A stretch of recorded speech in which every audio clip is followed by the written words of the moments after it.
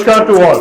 Welcome to Saffron Educational and Medical Foundation, an opportunity to be your own doctor today.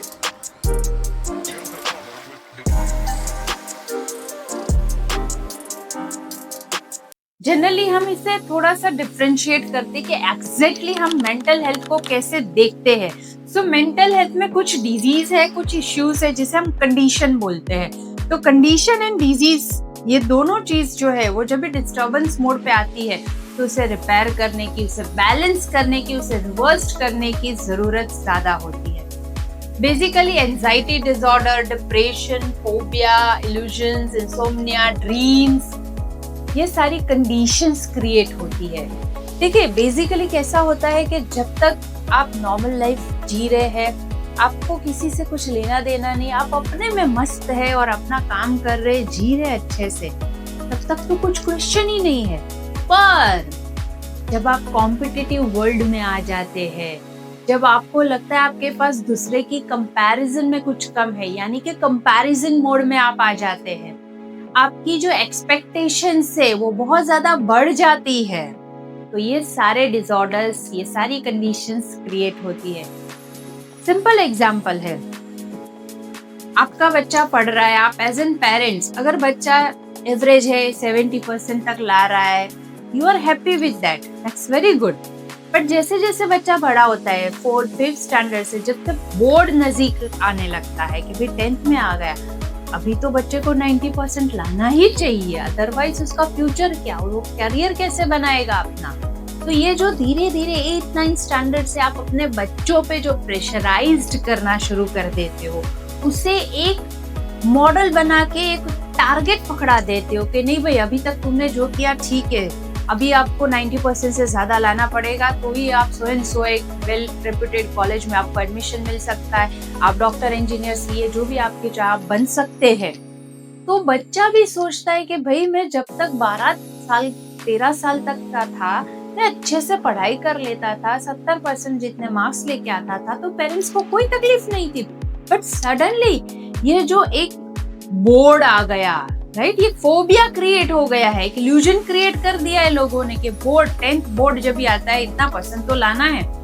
तो जिस बच्चे की capacity पिछले 7-8 सालों से 10 सालों से 70% ऑन एन एवरेज लाने की है और सडनली आप उसे 90% तक प्रेशराइज करते हो, देन थिंक उसकी मेंटल हेल्थ, उसकी मानसिकता पे क्या असर होती है।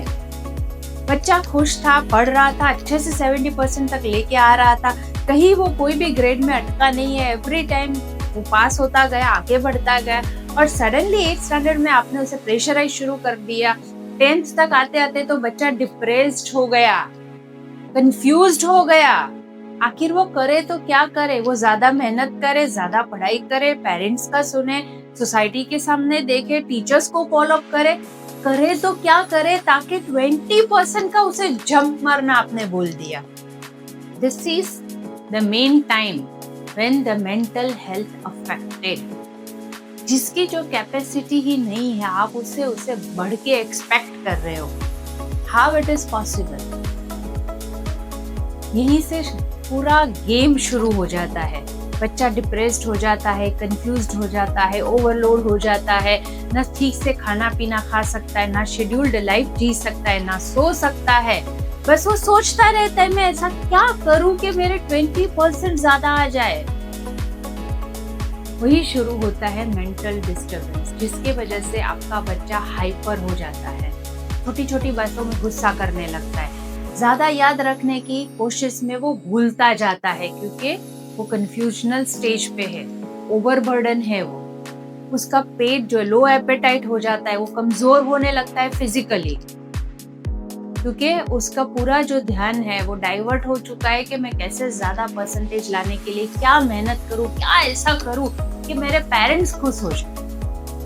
तो ये जो बर्डन है वो बेसिकली आप स्टार्ट कर रहे हैं मेंटल इलनेस की ओर बढ़ाने के लिए। तो देखा आपने, वी आर सेल्फ, हम खुद ही है ना। रूट कॉज क्या है फिर? Unwanted expectation.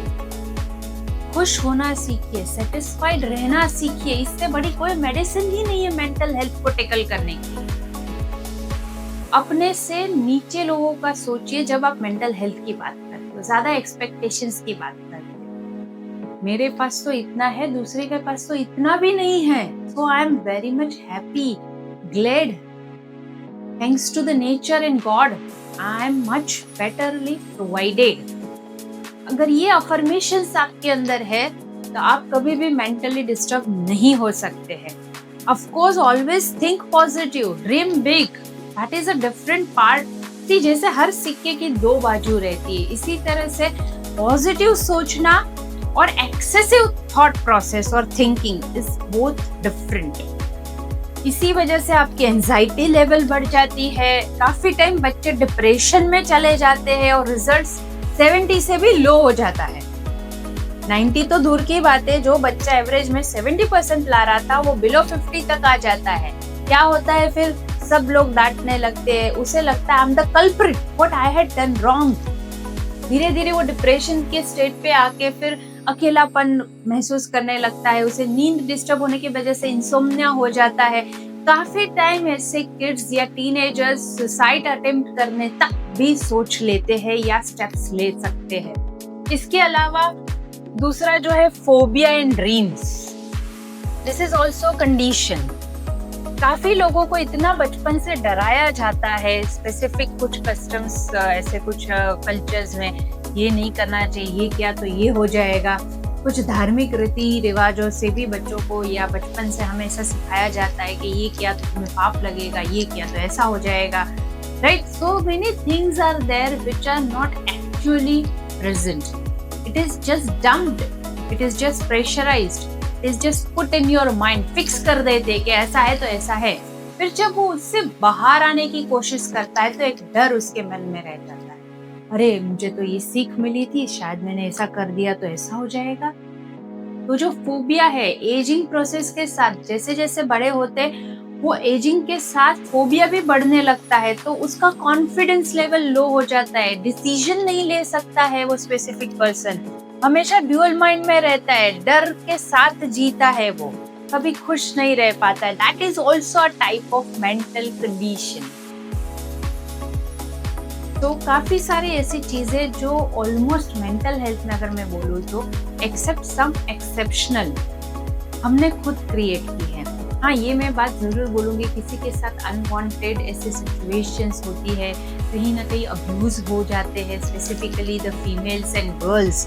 छोटी एज में उन्होंने अगर कुछ ऐसे गलत देख लिया, उनके साथ कुछ ऐसा गलत हुआ, तो that is totally a different part of the life that they had not created, suddenly they were in that condition कि जिसकी वजह से उनकी मेंटल हेल्थ डिस्टर्ब हो गई है। बट रेस्ट और you can say more than 95% of the cases में ये हमने खुद ने क्रिएट किया होता है। इसीलिए तो सॉल्यूशन इतना इजी है, अगर खुद ने क्रिएट किया है तो खुद बाहर आइए, हेल्प्स आर लॉट्स। तो वो कैसे हो सकता है? तीसरा, हम डिजीज की बात करते हैं, these are certain type of conditions which are created.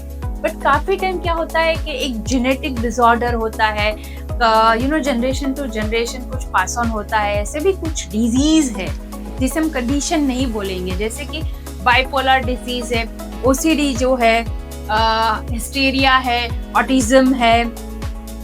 तो इस तरह के जो डिजीज है which are relate with the mental health, जिसका जो रूट कोज होता है वो न्यूरॉन्स के डिसऑर्डर्स होते हैं, कुछ तरह के जेनेटिक डिसऑर्डर्स होते हैं, तो उसके लिए आपको थेरेपी ट्रीटमेंट्स की बहुत जरूरत पड़ती है। And these are in the category of disease जिसके लिए काफी टाइम आपको लॉन्ग पीरियड मेडिकेशंस पे भी डिपेंड रहना पड़ता है, काफी बिहेवियरल थेरेपीज वगैरह आपको लेना पड़ता है।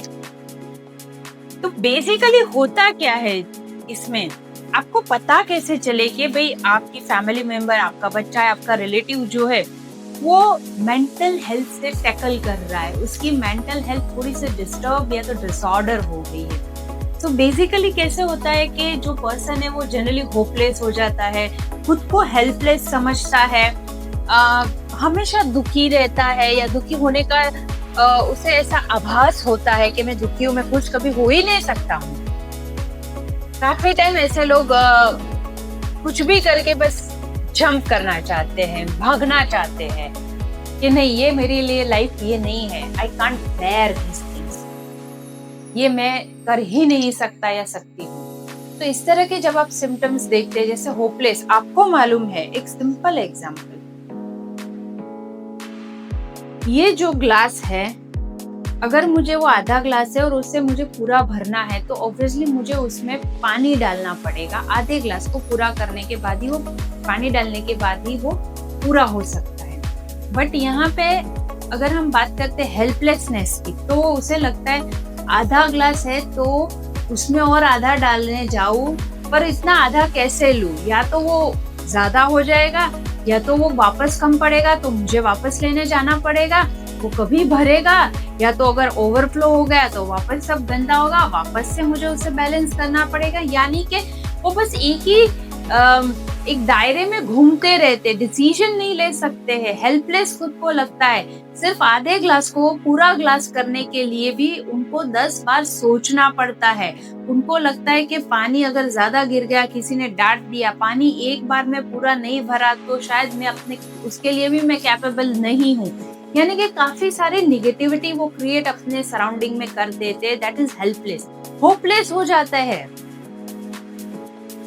हम कितना भी समझाए उनको कि भाई ये कोई बड़ी चीज नहीं है, आप इजीली कर सकते हो। जैसे कि एक इंटरव्यू की हम सिंपल बात करते हैं कि यू आर वेल एजुकेटेड, आप आज इंटरव्यू के लिए जा रहे हो, बट पहले से उन्होंने एक मन बना लिया होता है, अपने सराउंडिंग में एक वॉल क्रिएट कर ली होती है कि no, I am not at all eligible for that. भले डिग्री है, पढ़ लिया मैंने पढ़ने के टाइम पे, पर मेरे जैसे लोग को कौन इंटरव्यू देके जॉब देने वाला, मैं इंटरव्यू तक पहुंच कैसे पाऊंगा? शायद रास्ते में गिर जाऊंगा, या तो रास्ते में मेरा एक्सीडेंट हो जाएगा, मुझे बस, रिक्शा, ट्रेन, कुछ व्हीकल नहीं मिलेगा, मैं टाइम पे पहुंच नहीं पाऊंगा। So and so, completely hopeless. वहां जाके अटेंड करके जवाब देने से पहले ही I am not eligible, hopeless. तो ये भी काफी सारे सिम्टम्स होते जब आप मेंटल हेल्थ डिसऑर्डर से पास हो रहे होते, सफर कर रहे होते। आपको कोई कितना भी समझाए, चलो मैं आपके साथ आता हूँ, आप सब अच्छे से जानते हो, आपकी पढ़ाई, एजुकेशन पॉइंट ऑफ व्यू अच्छा है, आप अच्छे से एक्सप्लेन कर सकते हो, आपके अंदर कॉन्फिडेंस थोड़ा सा लाना है, कुछ नहीं होगा, चलिए पहुंचते इंटरव्यू तक और आप बैठिए उनके सामने, आंसर्स दीजिए, क्यों आपको जॉब नहीं मिलेगी। इतना भी पॉजिटिव आप ट्राई करते, but that person is completely opposite. क्यों? क्योंकि उन्होंने माइंड में ऐसा सेट कर दिया होता है due to so many other reasons, I am not. ये जो नो वाला शब्द है ना, वो होपलेस में आता है। अरे एटलीस्ट ट्राई तो कीजिए। तो यहाँ पे काउंसलिंग बहुत बड़ा काम करती है, इसमें कोई मेडिसिन की जरूरत नहीं होती, बस एक ना एक चीज आपको उनको हैमरिंग करनी पड़ती है, उनको ट्रायल के लिए रेडी करना पड़ता है, उनको थोड़ा सा पॉजिटिव पुशअप करना पड़ता है। देखिए, कोई भी चीज अगर मेरे आपके बोलने से हो जाती तो 300 मिलियन जितने लोग जो मेंटल डिस्टर्बेंस से सफर कर रहे हैं वो होते ही नहीं ना। तो थोड़े से एफर्ट्स देने पड़ते, थोड़े से एग्जाम्पल्स एक्सप्लेन करने पड़ते हैं। जैसे एक बच्चा जो है वो कुछ एक्सपेंसिव चीज की अपने पेरेंट्स से जिद कर रहा है, जो लेने के लिए शायद वो कैपेबल नहीं है, और उनसे कंटिन्यूस बोल रहा है कि क्यों नहीं, सब बच्चों के पास है, मेरे पास क्यों नहीं, आप क्यों नहीं लेके दे सकते। तब पेरेंट्स उनको डांटते नहीं है, उनको समझाते हैं कि दिस इज व्हाट। लेकिन अगर वो समझाने इस तरह से सीधे से गए, भाई पैसे नहीं है, हम इतने मिडिल क्लास है, या हम अफोर्ड नहीं कर सकते, तो वो बच्चा नहीं समझ सकता है। तो पेरेंट्स क्या करते हैं, प्यार से उसको डाइवर्ट करते हैं, उसको वही चीज से दूसरी चीज पे शिफ्ट करने की ट्राई करते हैं जो उनको बजट फ्रेंडली लगती है। वो बच्चे का मन भी रखना चाहते, उसे नाराज नहीं करना चाहते, और अपना पॉकेट फ्रेंडली चीज भी देखते हैं। तो इस तरह से जो बैलेंसिंग करते हैं, that is the main therapy. तो अगर आप जो इस तरह से डिस्टर्ब लोग हैं, आप उनको इस तरह की थेरेप्यूटिक वे से अगर भेज रहे हैं, तो उसका रिजल्ट बेस्ट रिजल्ट आता है, पॉजिटिव आता है। Of course it will take time, but it is 100% reversible.